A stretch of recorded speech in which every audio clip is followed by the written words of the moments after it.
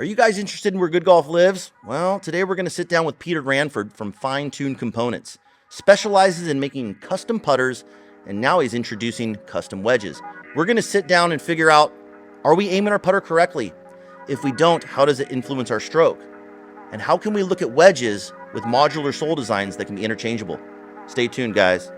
This is where good golf lives. Money, perfect. Guys, welcome back to the show. I'm with a good friend, Peter Ranford. Peter is the owner of Fine Tuned Components. Peter, welcome to the show. Thanks for having us. I know it was a long flight in, and he just literally got in, so appreciate you coming by. And wanted to start off just talking about, what it is that you do. And, putting is the most important part of golf. I think it's heavily overlooked. I think the driver gets a lot more eyes on it than say the putter. But talk to us a little bit about Fine Tuned Components a little bit and how you got started and what solutions we're trying to solve with it. Yeah, so basically Fine Tuned is all about being able to fit without compromise. So with a background in fitting, lots of the stuff we were taking people through, you'd want to try and find a solution for that player by testing each of those variables. And what we developed was a fitting kit that gives us over 30,000 combinations where we can address each of those components that make up a putter independently. So when you're looking at things like Hosel, its effect on alignment and axis of rotation, things like the head shape, which one helps you aim the best, which one suits your rotation profile, deliver the face angle the best. And a big aspect about our putter is the loft is actually milled independently to the rest of the putter. So we then go through that process having a look at how that ball rolls off the putter face and its relationship to its loft. And we can fit those independently so that neither aspect is compromised when you fit the other. Absolutely. So you guys, I've had the Fine Tuned kit in my facility for probably over 2 years, 2.5 years. I might be losing track of time. It could be 3 years. But I will say, when the first time Peter came into my shop and got to show me his fitting kit, I was overly impressed with what he was able to create. And I was actually really taken back by it. And what's so cool about it is it really does check every box possible. You can tell it probably took years of just thinking about how it would look if you could make something. If I remember correctly, when we go back in time, when we were talking about it, you were running a studio, doing a lot of putter fittings, and you saw kind of a lot of cracks within the industry that kind of sprouted this idea. Is that correct? Absolutely. Well, I mean, it got to the point that you brought yourself to a demo day and you're hauling 6 or 7 bags of putters. And if you're lucky, you've got 100 putters available to you to do that fitting. Yep. And so you'd end up, by the end of the year, you've cut down a bunch of putters, adjusted the lie angles, bent them. None of them looked the way that they were supposed to when they were built. And it didn't really feel like we were doing the exact job to fit without compromising. Yeah. So, well, in the beginning, again, when you came by, one of the things that, really drew me in was what he was just talking about, where you can get a putter that looks good, you aim it good, but when you roll it, if it's not a perfect matchup for your delivery, you can over launch it, get backspin on the ball, and kind of get it to where that ball is really not going to want to hold its line, not going to be able to control your distance well. It's just not optimized. But then when you take that putter and you try to bend it, and try to take 2 degrees of loft off it or something, what you guys may notice is when you set that putter back down on the ground, it doesn't want to sit square anymore. You would have to manually square it up to your target, which seems fine and dandy until you get on a device like Quintic that shows you it's a lot harder to do than you think. And the fine-tuned process, or basically I think one of the things that you really designed and invented almost, is if I mill the loft into the face, I could get that putter to still sit properly with whatever loft it has, and as it lays the way it's meant to lay on the ground, it will want to aim at its target. Absolutely. Well, I mean, you go through that conversation, how you make more putts, and you're talking about being able to hit your start line and get your speed right. And such an important aspect of that speed control is how that ball is launching, how it then skids, and how it gets into its roll. So We've done a lot of our development and research on the Quintic ball roll system. And if you haven't seen what that data does for how it reacts to the golf ball when you hit a putt, you get to actually see every single little dimple on the golf ball, how it reacts with the not perfectly flat surfaces that we've got. And all we're trying to do is we're trying to control as many variables as possible. Absolutely. And if you can get that player as consistently launching it in the right window so that they basically get a consistent distance where that ball is in its most stable position and true roll, that player is going to putt better. Absolutely. You know? And then I think, to your point, that the whole aspect that we were doing is we were going through, we were fitting these guys, getting them aiming it properly, and then we were adjusting those putters, bending them down or bending them up, and then you lost everything you just worked on. Whereas with our system, we've found a way to be able to get both of those things working in harmony nicely so you can get better line and better speed all together. Well, we want to have our cake and eat it too. And essentially, that's what this process is providing us. So we know that there are basically 4 skills in putting. And the first skill that I find to be the most important is the ability to aim the putter where you think you're aiming it. You want to aim in the middle of the hole from 12 feet and you lay your putter down, are you? When you want to aim it at left edge, are you really aiming at left edge? And how would we know? So how does fine-tuned and the way that you've designed these putters, what features are there that really can help us get lined up properly? Yeah, so in the system, what we really designed there was about giving us more Hosel options, you know, more head options, you know, so whether it's 1 line, 3 lines, no line, whether it's got a full offset, whether it's center shaft, all of these individually relate to that player. So whether they're standing way inside the line of the putt, whether they're left eye dominant, whether they're right eye dominant and right over it, all of these individual aspects relate to how you then perceive the line of the putt and then how you want to aim your particular putter. And so with all the options that we have, it allows us to get a really nice match-up to that individual so they don't have to manipulate the putter. And the less manipulation that's going on, the more consistent that player is going to be. Absolutely. So would you say it's safe to say that for every person to try to get their eyes directly over the golf ball while putting is not for everybody? Absolutely. Everybody sees the world a little bit different. Things like head position, head tilt, and that distance from the ball, how long their torso is, all of those things contribute to the player's perception of the line. And it's that perfect scenario when you're playing Ambrose or 4-ball and you're behind and you're watching your teammate line up a putt and you're like, where is he aiming? And then he hits it and it doesn't go where he's aiming. He's been manipulating it to the line that he sees as straight, you know? And we're all about trying to match those things up so that it looks like reality, and when they put the putter down, it's aiming where they think it's aiming, and that'll allow them to develop the better putting stroke for consistency. So how far we are away from the ball, sight lines, you know, we've even talked about, you know, the color of your putter, contrast can play a role, and then you have the amount of offset. So there are basically 4 or 5 contributing factors to how you're going to sole that putter on the ground, where you're going to be receiving your putt and where you're going to be aiming it.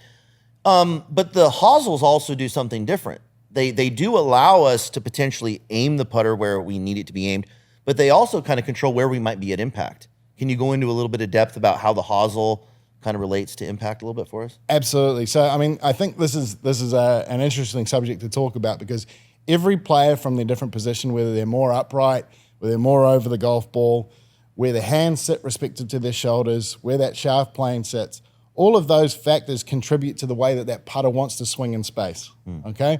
So naturally, if you're creating a position where you see the line the best, where the ball is outside your eye line a little bit more, your hands might be slightly outside your shoulders and the shaft plane pushing the putter away from you, naturally that's going to create a position where the putter wants to swing a little bit more versus directly underneath, everything a little bit more aligned, that putter will want to work a little more passively, okay?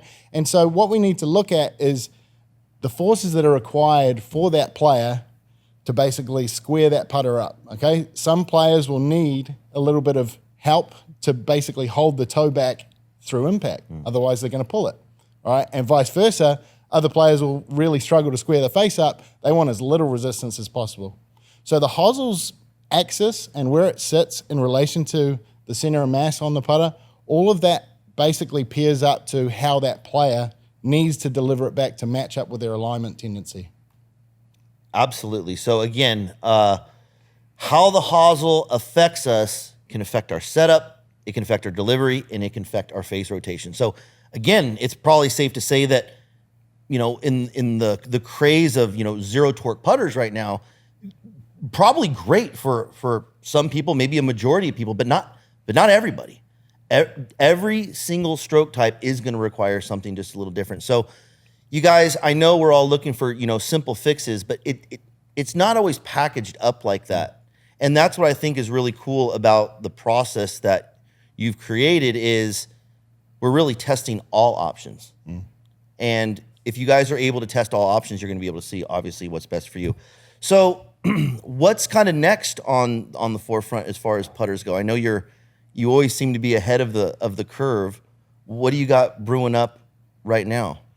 In the putter space, we've got some amendments which we'll be launching at the PGA cool. show, Very cool. which I've given you a little bit of insight, and it's all about guiding the process, making this user experience so that it's easier to understand, that it's more individual. Because to your point, every single fine-tuned putter is built for that individual player.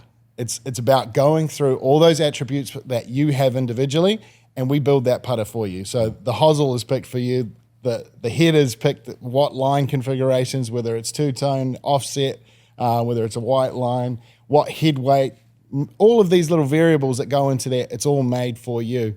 And so as we go through, we're about trying to introduce more of the aspects to the industry, right. you know, and it's not necessarily going to be as detailed as what we've been currently doing. It's about sort of offering some teasers there as well. So people become more aware about what it means to have the right lofted putter, what it means to have the right weighted putter, what it means to be using the right hosel. Some simple little things that we can introduce to the industry as well.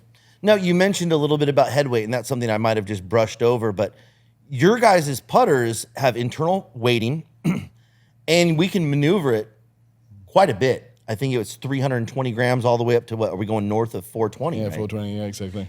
Now, how do you see weight affecting most players, and how can weight potentially maybe shape someone's stroke in a better direction? Yeah, overall weight and head weight, two things to talk about as well. But the head weight is a massive feel indicator, okay? So we'll be gauging things like your tempo and your speed control, okay? And we're looking at how long you want to take the putter back and how far through you want to take it, and relating that to basically what your acceleration profile is. And we're looking for consistency. So with the massive amount of weight adjustment that we've got available in the fitting kits, we can really try all these different weights and see which one is producing the most consistent delivery of the putter head in terms of speed. And that will directly relate to how that player controls their speed out on the golf course. Absolutely. So one thing that I've noticed, and I'm sure you could chime in on this, is there's been many times where a guy comes in with a putter that he may be misaiming, mislaunching, not controlling anything very well. And you take the time, you go through the process, and you really start to strike gold with the player. You get a player who's now got the putter sold nice and flat on the ground. It's aimed at the center of the hole. He's rolling the ball at the hole. The ball's launching and rolling correctly, and you're like, this is it. This is it. This is your putter. But because golf is hard and there are a few more skills that need to be obtained, primarily I find, controlling your distance at far ranges, distance control, but really the ability to read a green accurately becomes this next quest. So, guys, you can have a putter that is perfectly dialed for you, but you could go out to the golf course and potentially not necessarily fill up the cup as much as you might expect. And if we know that we've controlled these first, 6, 7 variables when it comes to the utensil that we're using, we know that the putter has to be right. And I think this is the hard part for a club fitter, is to say, look, we got to sign off on this golf club. I mean, look at how it's performing.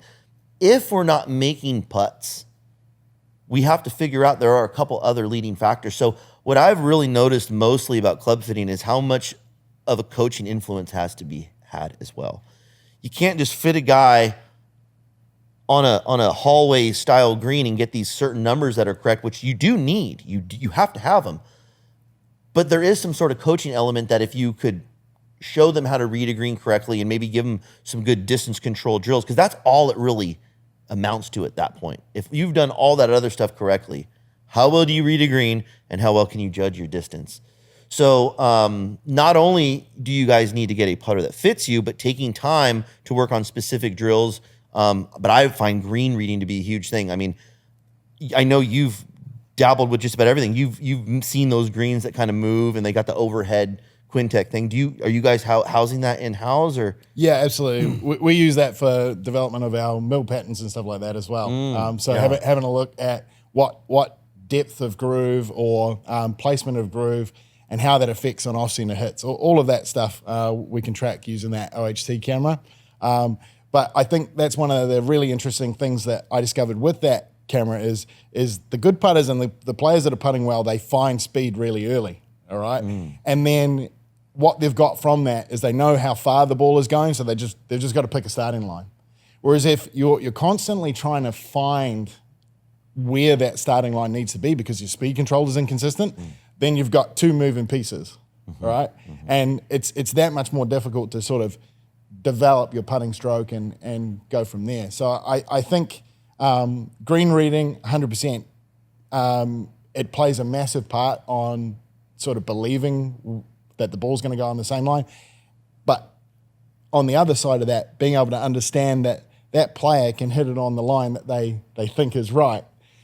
Any coach will take them through that going, hey, if we're going to do a green reading session, I'd like to know that we can at least get the ball started closer on line so they can really hone that as a skill as well. Absolutely. Now, do you have any specific green reading tips that you like to do or you like to implement or things that you've studied that you're like, hey, this is a pretty good, like, I know there's a lot of math out there. There's aim point. there's all kinds of things. And that's the thing is, I think there is no absolute way. Everything's going to have their slight flaws depending on how you want to look at it.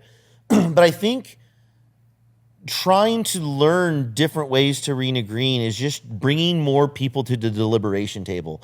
I just want to have the most opinions that I can, because if I get 3 different views that are all finding the same area, I'm going to feel pretty good about my read. I like to implement a little bit of math because sometimes my eyes plays tricks on me as far as how much I'm seeing it. So I like to rely on the math and try to use my eyes to find the fall line. If I can find the fall line, I think I can get pretty close, but it's not easy when you play different courses all the time. I mean, you got to take time to map it out. Well, I think that number one fundamental thing when you're standing over the golf ball is you can see the line that you're trying to hit it on. That gives you the confidence to then execute. So one of the things I encourage is how do you develop this ability to see the line of a putt? And the players that struggle with their putting typically don't tend to practice their putting a lot. So they don't get to witness and build those visualization tools from watching lots of putts happen. So players that practice their putting, what they're doing, they're not only practicing hitting the putts where they think they're going to, but they're actually watching the golf ball and how it reacts.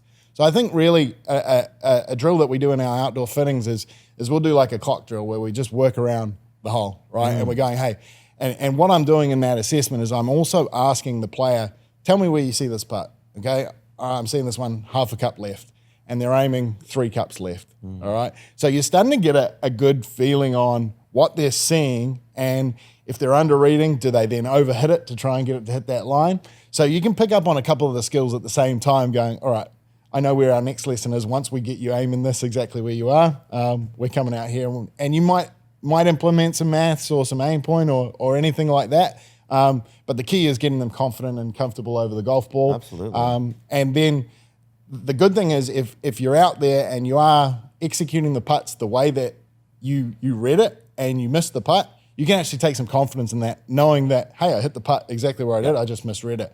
And then next time you go and do it, you've got the speed, you knew you hit it on the line, all you need to do is adjust it, and you can build on that skill. Working with, it seems like the better player you work with, the the easier and harder it is all at the same time. One of the things that I've noticed, and again, I'd like to hear your opinion on it, but like I've had a few players come in, and a lot of them will, for whatever reason, they're aiming their putter to the left. So they aim left, but they push the ball into the hole like a decent amount of times. But you just know that they're kind of relying on that compensation to get it done. Obviously, times they'll overdo it. There'll be times that they underdo it. And then we'll take time to try to get them to aim that putter on line. So the other day I had a guy put him into a center shaft. All of a sudden, he just really starts squaring up that putter at address. But then he has a tendency to push putts a little bit. Like now he's aiming the putter more true, and he has a tendency to push it a little bit. Now, it's not drastic, but it kind of makes you wonder, is he pushing it because he's built a release pattern on a putter that he aimed left, so no wonder he's going to push it? And, you know, how long would I expect him to have to work through it to basically say, well, maybe we should just get this putter that you aim straight, give you a few drills to start rolling it down that line. Eventually, he'll work that push maybe out of his system. Would you say that's probably the way to try to approach that? It could be different from absolutely. I agree with that because of the fact that if there is a misalignment, the stroke tendency that we're seeing in there, sometimes that'll get overcooked. And it's a balancing act. Mm-hmm. The longer or shorter the stroke means there needs to be a different amount of compensation.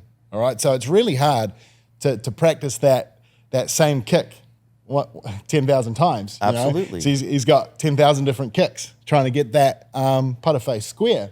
Whereas if you get him in the right spot, all of a sudden he can now learn to release the putter and hit the putt on line. If he ever released the putter when he was aiming left, the pull was there, and that'd be the shot they're scared of. Right. And so they start to make that manipulation. So there has to be a sense of ownership of being, okay, I'm going to spend a little bit of time to groove this in. There is no magic bullet here to be able to go, let's get that in here. But we are about long-term being able to make people putt better. You know, it's not just a quick fix. And I think if you're starting from a good spot, then at least you know you can build a good pattern from that spot. Right.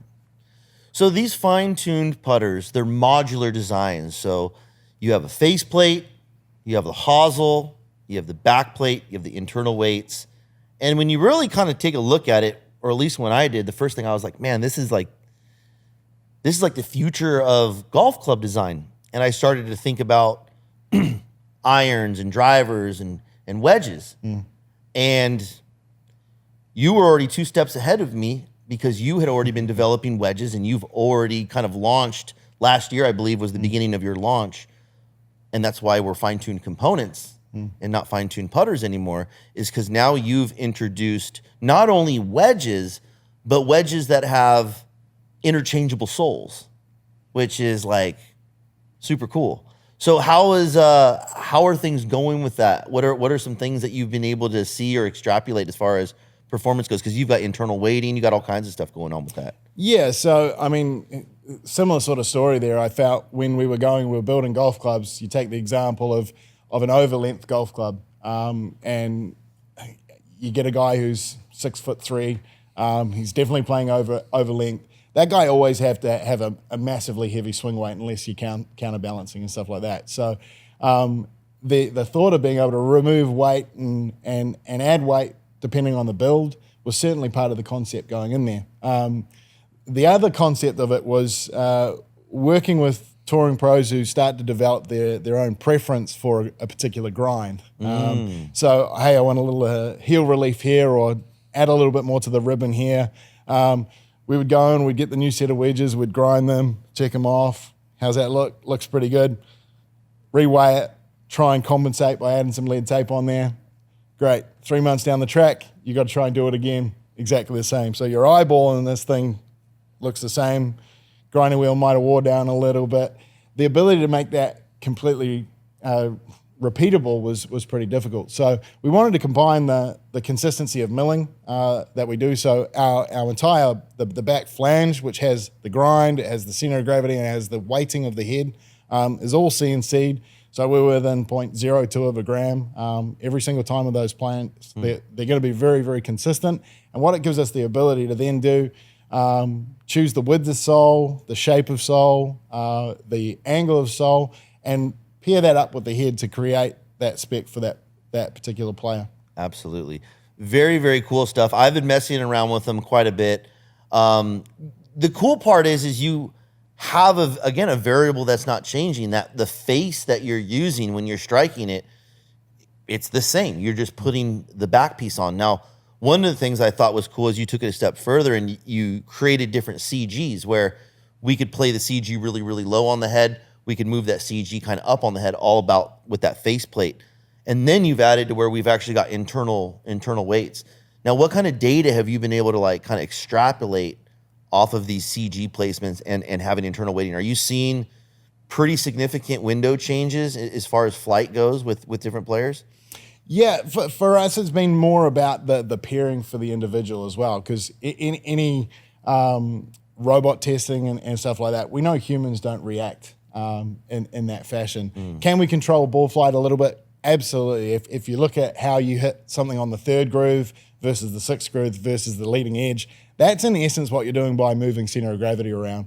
And it takes a lot to move it on a wedge because of the fact that you've got quite a lot of head weight there to play with, right?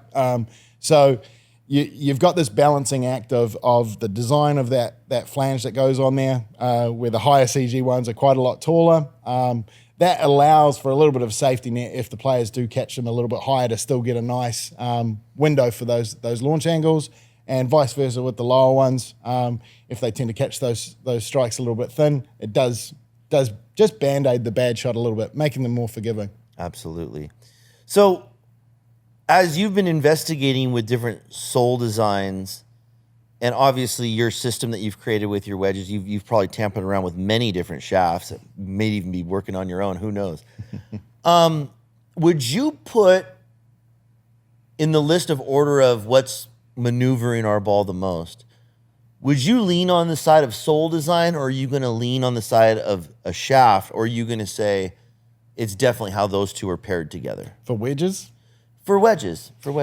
I would go with sole design to start with, because of the fact that typically wedge shafts are doing a lot less deflection than any other club in your bag. You know, we look at, say, a driver, you might get 5-6 inches of deflection of that thing. Right. Most of our wedge shafts are considerably stiffer because they're a lot shorter as well. So there's less going on. So I think if you were to put a really whippy wedge shaft in there with that sort of higher deflection rate while they're hitting shots, you will see a lot more variance in that strike pattern on there. One thing I would say is the range of shots that need to be hit with a wedge. That's exactly. So, for example, you don't hit a driver at 10%. No. All right. You have to hit some chip shots like that where you just there's very little evidence all the way to a full swing. So the demands of a golf shaft for a wedge are a lot higher than a lot of other clubs in the way that it's got to cater for all of those different shots for you. Absolutely. You know, and two ways there as well. The performance that you might gain with a little more flex, it still needs to be stable enough to maintain its lie angle as that player hits it harder. Right. Yeah? Well, one of the things I think is cool about the wedges that you've created is when I think of tour players, I think of a tour player being at an event and having the ability with him and his caddy to basically have 12 different wedge plates or sole plates where the weight can stay the same, the lie angle's not changing, his grip orientation, I mean, everything about the club is the same except for that, where you could really start to dial in depending on what conditions you're in. So I know that, being down in New Zealand is going to be a lot different than playing golf at probably Firestone or right over here. Now, every golfer is always hoping that guys like us can try to draw some universal truth for them. Meaning, if I play in this condition, this is the bounce that I need. Is there any way to give them a piece of what they want? Or would you say through the data that you've been able to capture, it's really hard to just tell a guy, hey, man, if you're on firm conditions, you need low bounce? Yeah, I mean, there's certainly some rules of thumb, if you will, that you can apply there. But I think the understanding and the education about how to use bounce and what the soul of a wedge is designed to do for that player is really important. So you can go through this fitting session, and we're doing things like assessing obviously how that reacts with the turf on a square face. What happens when you're playing it more like around the green? Are you opening the face? Are you moving the ball position forward? Are you changing shaft lean? All of those aspects massively influence the way that the bounce wants to work for that particular player. So lots of that, I think, is as you're going through that selection process, you might have very similar turf conditions at two different golf courses, but you might have one course that has quite a lot softer sand, all right? And so you can make a decision with that player. Are we going to give them a different technique to try and play with if the sand is softer, or are we just going to give them an all-around option that just plays more suitable for softer turf and softer sand? Well, I definitely think for at least the average guy, allowing them to kind of do whatever it is they do to have a club to support that rather than changing your technique is probably going to be advantageous. But I also think that, the sports science maybe suggests that even for the top players, a lot of guys are starting to go to this real stock shot and not really trying to work the 9 ball flights. I wonder if that kind of works its way into the kind of short game things where it's like, yeah, if the sand is different, you could move the ball back or you could do this. Or if you had a team working around you trying to find the right sole design for those conditions, you might be able to just master kind of one style of bunker shot, but really get all the juice out of it. Well, and I agree. And I think you've got a good wedge player that can really control low point, shaft angle, angle of attack, all of these things that they know exactly where it's going to come out. They can use a lot more variety of club. And the bounce is there for supporting your technique. Yes. And there is a little bit of safety net if your tendency creeps in that doesn't help that shot. So there's a bit of a balance between that. And one of the things that we've been able to do with ours is the bounce plates will move across all 3 of the wedges, right? So you can move the bounce plate on a 55 degree onto a 60, and it's going to play with 5 degrees more bounce. And vice versa, you can move it from the 55 to a 50, it's going to play with 5 degrees less bounce. So if they had sort of 2 to 4 different bounce options, they can be moving those bounces a good sort of 10 degrees across their range to get a massive range. And they might then be able to go out and be testing what does it react like if I play my stock shot in this sand versus this turf, this grain, and really sort of dial it into another level. How many soles do we have available? Stock. Right now, so as of this last year, 7. We've got some more coming in. 7 bounces plays 21 ways. Correct. And that will be expanding pretty exponentially with some new. Well, new it stuff seems at like the it's show. endless at this point. You get a touring player who says, "Oh, I really like this." Oh, okay. You modify it, and then now that's a new model, and you can just really go crazy with it. Which is nice because I think for guys like Patrick Reed, who, like you were talking about, he owns so many different techniques. He looks at that lie and says, well, I need my wedge to kind of lay like this so I can do this. And then he damn well does it. So you need to be able to dig in there. Now, my game isn't like that. I need some more basic stuff. I don't necessarily have 1,000 techniques to get in there and wedge it. So I'm looking for something for more of just a baseline stock pitching action. But I really think that what you've got, and as it continues to get refined, you're going to have a product that is going to be hopefully shaving off a half a stroke here or there in these tournaments when you can get that thing precisionally built for the conditions. I don't know how far away we are from that, but I know that's kind of where golf is headed because there's so many other arenas that it seems like that's being done where that equipment is more perfectly built for that track, if you will. I know you're into racing, so those race cars are designed perfectly for whatever track they're racing on that day. And it just seems like golf is just a hair behind the 8 ball when we start to look at things like that. Well, that's the thing. You go and just being able to test the variables. How do you chip, like if you've got a club that's 15 grams heavier? Right. Does it help you? Yeah, exactly. Does it make it worse? Right. Being able to test the variables and identify that, I know you're a big believer in isolating that stuff, and I think that's really a big advantage. And try it, test it, and see if it makes a difference. Yeah, and at the end of the day, if it doesn't, it just means you need someone to come in there and help you out a little bit. And then if you can groom some sort of consistent action, then you should be able to go through the process. There's nothing wrong with going through the process and realizing that you might need a lesson. It happens, all the time. But the goal of the lesson is to get you back on the saddle so that you can get in there and do the fitting. That's a lot of stuff that we see here at Foreward Golf is we're not just fitters, we're not just instructors, but we're coaches. And I find almost every session we do, whether it be a fitting or a lesson, ends up having a little bit of both sprinkled into it. It seems to be like a really good coach kind of has access to both tools. Absolutely. So, I know we got the PGA show coming up, and I hope to see you there. I think Foreward Golf's going to be making an appearance at the PGA show. I know you said you're going to be there. Maybe we team up together and do something to show you guys. But Pete, I appreciate you coming out, spending some time with us, talking about putters and wedges. If you guys haven't seen a fine-tuned wedge, if you guys haven't seen a fine-tuned putter, well, you can always come here to Foreward Golf. We can write you a script for either one, or you can visit Peter at Fine Tuned Putters. What's the website name? Yeah, finetune.co. Yep, check them out. And I believe this is where good golf lives. Money, perfect.